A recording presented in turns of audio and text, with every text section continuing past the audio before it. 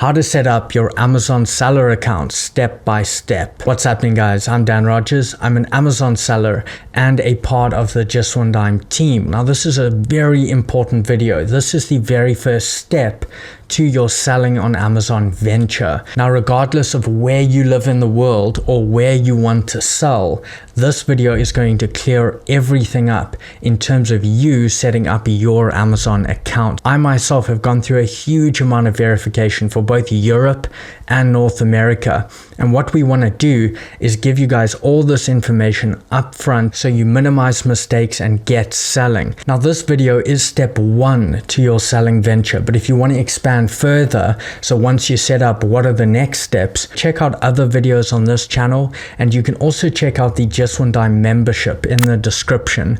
There we go into much more detail of the subsequent steps of building your business regardless of where you live. We actually have members from over 100 different countries all building their own Amazon businesses. So that said, let's jump into this. Now, I am going to reference a lot of material in this one. So I'm going to drop all the links in the description for you so it's nice and easy. You can check them out there. So step number one is to choose your marketplace. Now, I wanted to remind you about this if you're new to FBA. When you use Fulfillment by Amazon, FBA, to fulfill orders, your personal location does not matter. So don't let that hold you back or determine which market you actually sell in, because in all likelihood, your inventory is going to go from your manufacturer to Amazon's fulfillment center. You're not even going to see it most of the time. So currently, there are actually 16 Amazon marketplaces. We have the USA, we have UK, we have Germany, France, Canada, Japan, India, Italy, Spain, Mexico, Brazil, China, Australia, the UAE, Singapore, and Netherlands. And on top of that, there's another 3 referenced here, as you can see, which are KR, TH, and TW, being Korea, Thailand, and Taiwan. Now, those are listed, but they don't seem to have a fully functional site yet. Now, when signing up, there are unified accounts. And this means that when you sign up, you actually sign up for a group of these marketplaces we just mentioned, not just one of them. And then you can access each one of those individual marketplaces from one dashboard. So for example, the North American unified account holds the USA, Canada, and Mexico, while the European unified account holds the UK, Germany, France, Italy, and Spain. And I expect Netherlands to actually be added to that very soon as well. So again, those are one seller central dashboard, and you can access all of those individual markets from the one dashboard. So overall, the choice is yours on this. But I personally make more from North America than Europe. And you can see, even if we use Prime Day as an example here, the US is just leaps and bounds ahead of the other markets in terms of pure sales volume. If a product sells 10 times a day in the UK, it might sell 30 times a day in the US. And yes, US does have more competition, but that still remains my recommendation. If I was signing up and starting today, I would start with a North American unified account. And step number 2 is to choose your entity type. This means, how are you applying to Amazon? What type of entity are you? Now, the choice to sell as an individual or a company actually lies with those who live in Amazon accepted countries. And let me explain what I mean. Each Amazon region has a list of accepted seller registration countries, and any person or business within that accepted country can actually sign up for an account and sell on Amazon. Each region also has a different list of supported currencies, and this determines whether Amazon can disperse your payments from the sales you make to your business's bank account in the currency that you want to receive those funds in. So in short, depending on where you live is going to limit your options here. It's either going to give you the ability to sign up as an individual or company, or it may limit you to only being able to sign up as a company. I'm not going to delve too deep into all of these nooks and crannies because, as you can probably tell, the situations are diverse. But in a nutshell, here's what you want to do. Check if your country is accepted. Any person or business registered in one of the following countries can sign up for an account. Here's the list for North America. And here is the list for Europe. Now, if your country is mentioned there, then what it means for that marketplace is that you have the ability to choose to sign up as an individual or as a company. But if it is not there, then what you're going to need to do is set up a company in an accepted country. It's totally doable. This is actually how I eventually got my start when I was still setting up from South Africa. I had tons of problems. I ended up setting up all different companies, but it does work. So it is doable. That is an option. Now, pro tip here, while you're at it, you may as well check both the European and North American accepted lists as we just went through and set up in a country accepted by both. That way, if in the future you want to expand and sell on a different marketplace, you want to sell on all of them, your company's country is accepted by all of them already. So secondly here, whether your country is accepted or not, putting that aside, something else you need to check is whether or not the bank account or the proposed bank account you're going to use, whether or not that bank account's currency is going to be supported by Amazon. In other words, can Amazon pay you your earnings in your home currency? So here is the list for North America. And here is the list for Europe. Now, if your country and currency is there, then great. Then most of those cases, Amazon's actually going to be able to directly pay you your earnings out. If not, then you need to bolt on an extra service, an online payment service, something like World First or Payoneer, and that type of service is going to allow you to receive practically any currency like USD, GBP, Euros, etc., and then convert it within this tool and then disperse it from there to your home country or to your actual bank account in that currency. Now, the second pro tip here is sometimes it's actually worth doing that anyway. You can get a better currency conversion rate using something like World First, where you determine when that currency is converted and at what rate. This is something I do, so if you're already selling, then that's something you can do just to boost that income further or just kind of ensure that you're not losing a lot on that foreign exchange. Now, in terms of Payoneer or World First or any of these payment solutions, remember they offer individual and business accounts, and you need to choose the correct one in accordance with how you're going to sell. If you're running a company, you need to choose their business account. If you're doing this as an individual, you need to choose their individual or personal account. And here's one more option on the currency saga. This is actually a newer option, but if your currency is listed on this page over here, which is actually the same between North America and Europe, by the way, then you have the option to use something called Hyperwallet. And this is a currency conversion service that Amazon is currently integrating to make this easier for international sellers. Now, you can see the instructions below here, but in your Seller Central account, what you want to do is go into the settings, and then you're going to choose your country in the bank location drop down, and it's going to allow you to sign up for Hyperwallet, and you just continue the process from there. So I know we haven't actually got into the sign up, but it's really important you understand the groundwork here. But at this point, you should be clear on where you wish to sell, your entity type, so individual or company, as well as your currency support and what you might need to do there. Now, it's best practice to get all of this set up before moving on to step 3 and everything's ready to input and just be streamlined. So step number 3, sign up link. So where do I actually sign up? There's 2 really easy places where you can start sign up from. The fastest way is to just type in services.amazon.com or services.amazon.co.uk, depending on where you want to actually sign up for. You can find those links in the description below as well. But once you're on the page, as you can see here, you can then just hit start selling from any one of these links. The other way to sign up is you can simply actually go to the bottom of Amazon.com, the home page of Amazon.com or .co.uk, and you'll find a section that says make money with us. And under that, you can find sell on Amazon. That link is going to take you to that same location. Now, at this point, you do need to know that there are 2 types of accounts. You can sell as an individual or as a professional.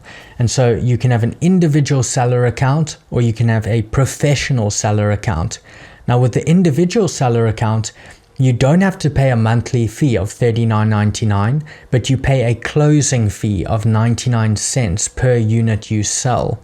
On the other hand, with the professional seller account, you do not pay that 99 cents per unit you sell, but you pay the $39.99 per month. So in effect, the more you sell, the cheaper the professional seller account actually becomes. The professional account is what I recommend. I actually really would recommend you stay clear of the individual seller account for so many reasons. The first of which is that as soon as you're selling 40 or more units a month, the individual seller account becomes more expensive.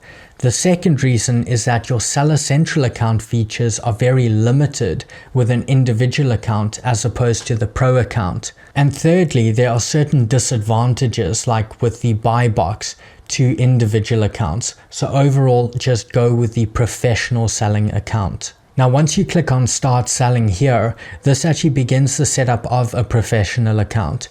And you're going to want to click on Create New Account at the bottom here. Then you want to enter a name, an email address, and a password here. I recommend using a dedicated email address for this, just for this Amazon account. Now you're going to need to receive an OTP to that email that you've just put in. So that's going to come through. Try use that relatively quickly. If it does time out, you can of course just resend that. But once that's cleared, you can click on Next. Step number 4 is you're going to input all your details. Now here, you're going to want to choose your business's location. So whether you have an incorporated business, something like a US LLC or a UK limited company, any other type of company, or if you're trading as a sole proprietor, also called a sole trader, or just you as an individual, you still want to select here, where is that business based? Where does that business operate from? Next here, you're going to want to choose your business's type. And here, most of you are going to choose privately owned business if you have an LLC or a limited company or the like. Any of you starting as individuals, you're going to sell as yourself, you're going to choose none. I am an individual. If you're signing up as an individual here, you want to input your name exactly as it is on your passport or ID document. Because remember, you may have to upload that document later and you want them to match exactly. Those of you starting with companies here, LLCs, limiteds, etc., you're going to want to input the registered company name here. That is the name on top of the legal document you have. For example, the certificate of incorporation.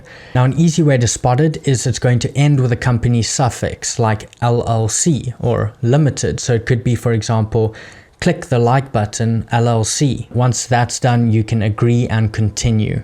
So from here, I actually continued the process as a company because between individual and company, the company process is going to be more complex. But the process for individuals should be simpler and it should be very similar. Now on the following page, you need to input the company registration number. Again, this is something you're going to find on that legal document. Make sure you double check it. This needs to be accurate. At this point, you're going to enter your business's registered address. Now, individuals can just put in their personal address. Those who run companies are going to input their company's address. Now, remember, your company address might still be your personal address. That's fine. But it is the registered address, meaning it is the address again on your legal documents. I want to give you the third pro tip here. Take a very good look at your bank statement that you would use for verification. Now, obviously that needs to be a bank statement in the name of the entity that you're applying as. So you or your company. But take a very good look at the address on that statement. And you actually want to input the address here exactly as it is on that bank statement down to the letter. It needs to line up absolutely perfectly. At this point, you want to input a telephone number. So this can just be your phone number because you're a primary contact person for this business. You'll see there is a drop down for different countries. Now, if at this point you don't actually have a specific telephone number for a certain country and that's what you need, what you can also do is use Skype phone numbers or other online phone number services. Next, we're going to choose a method of verification.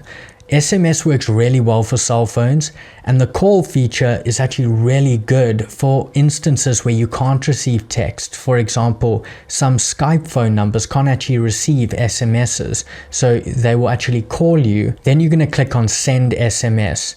It's going to bring up a box where you can input that OTP, input it, and then it should say verification successfully completed.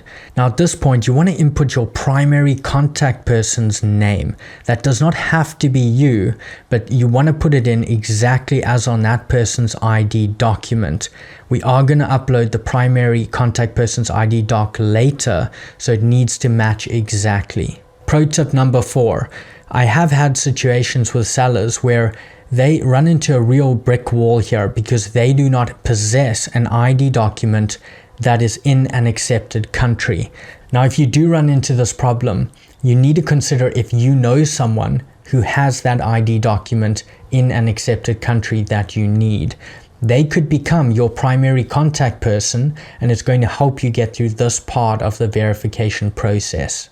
Now we can click on next. Now you need to choose the country of citizenship for that primary contact person from the drop down.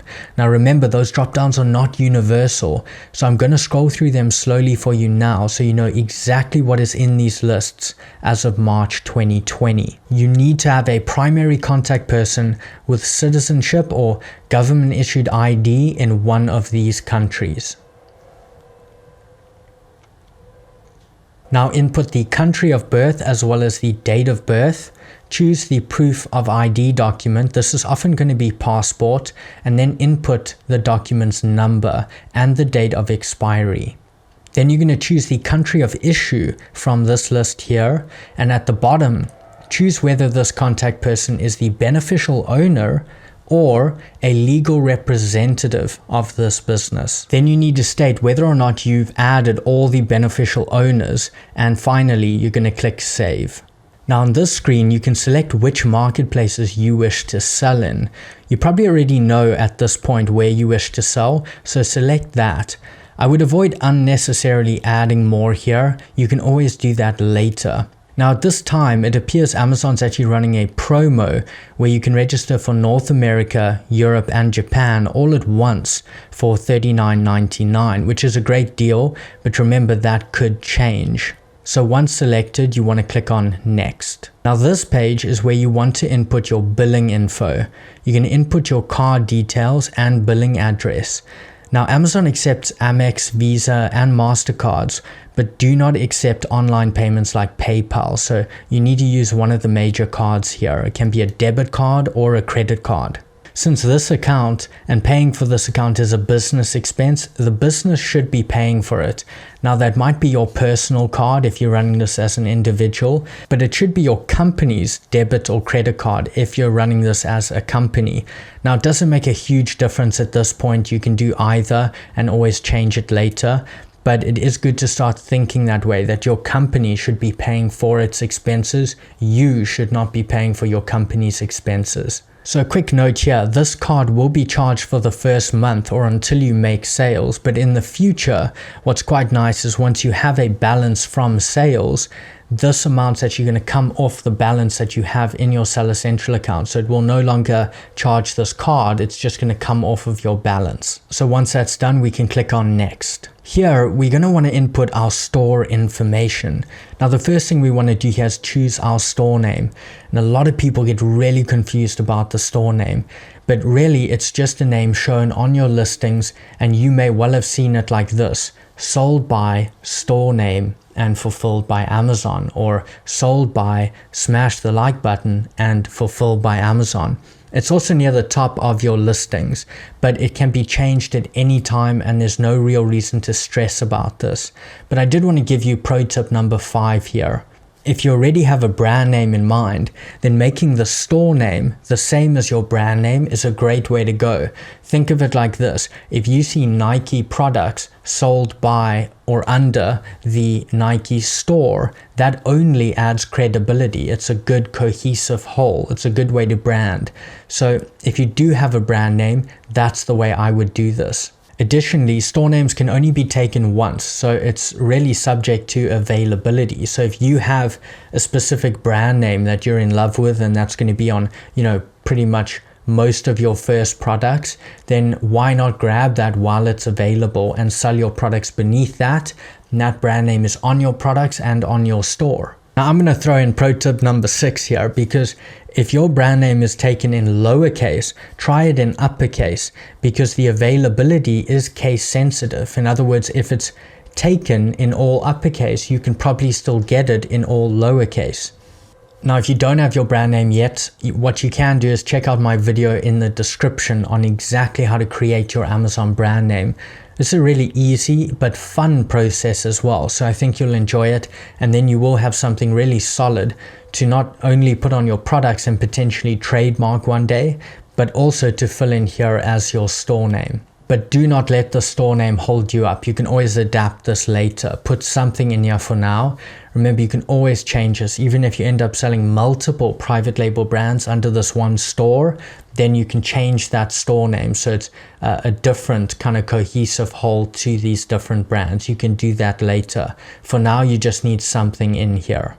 Now for the next questions here, it really actually depends on how you're looking to sell on Amazon. Are you doing arbitrage? Are you doing private label? Now I focus entirely on private label, so that's what I'm going to focus on, and that's the way I'm going to approach these next questions.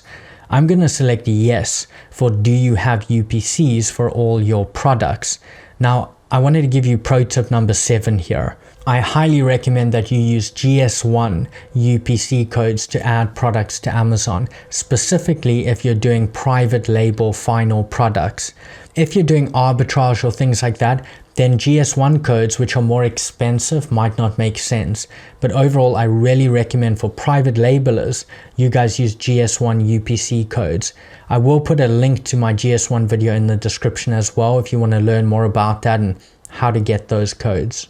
And for the next question, I would also select yes here for are you the manufacturer or brand owner, because as a private labeler, you will be the brand owner. Now, if you do select that, it's going to actually open up the next question, which is, do you have the trademark for those branded products? Now, if you do, you want to say yes here, because you're going to be able to streamline into brand registry already. If not, then you're going to say no here. And pro tip number 8, I think. So getting your trademark is a huge advantage. Don't put off selling because you don't have a trademark, but it's definitely something to start considering, start thinking about and pushing toward. If you don't know much about trademarking or brand registry or the benefits thereof, I'll also put my video related to that below so you can see what brand registry is all about, what the requirements are, and how to apply. So now we can click on next. At the top here it reads, this is for the sole owner or primary contact for this account. So here you can see an overview of your registration, and you're going to need to select the ID document type or upload the requested ID document type. Often this is going to be a passport. Then you're going to need to provide any additional documents. Now these vary between situations, but in this case, we can provide either a bank account statement or credit card statement. Remember, this is why we wanted to make sure the earlier address that we input would line up with the document we upload here and the address on that document. So once you've uploaded these and double checked all the details of your submission here, you can click on submit. And then after this, the verification team goes to work. They're going to look at your info. They're going to verify as much as they can. They're probably going to ask you for 1 or 2 more things. They might have a few questions, and they're going to reach out to you via email. So keep an eye out for them there. Now, I know a lot of you are really proactive and you want to get things ready. So if that's the case, in the meantime, you can prep some commonly asked for details, things like bank statements and utility bills, proving bank account ownership or address. These are often easily downloadable from your bank, and the main thing here is make sure they're as recent as possible. They cannot be any older than 3 months. With Payoneer or World First or any of these online payment accounts, they also issue letters called letters of ownership. So you can ask them for those, and they are used for the same purposes with Amazon, proving account ownership and address. You may also be asked for an EIN, which is an employer identification number. You can get this by heading over to the IRS website. Now, these can be issued to individuals in the US, but they can also be issued to companies, whether those companies are in the US or abroad. So for example, if you're a foreign company, you can go download the document from the IRS website that matches your company's country. Then you fill out that document, and what you do is you call the IRS's number, and you're going to verbally give back your answers to that same document, and they are going to issue your EIN over the phone. So now you are well on your way to selling on Amazon. I wanted to ask you guys to please share this video with someone you know who's interested in selling or who thinks they cannot sell because of their location. So I hope this cleared up all the ins and outs of setting up your Seller Central account. Remember guys, once you are set up, if you want to take those next steps, check out other videos here. Also check out the Just One Dime membership below if you are looking for a community of like-minded entrepreneurs, other people doing exactly what you're doing from all corners of the globe. But in any case, I hope this helped you make that first step, and I wish you many sales in the future. I'll see you guys in a future video.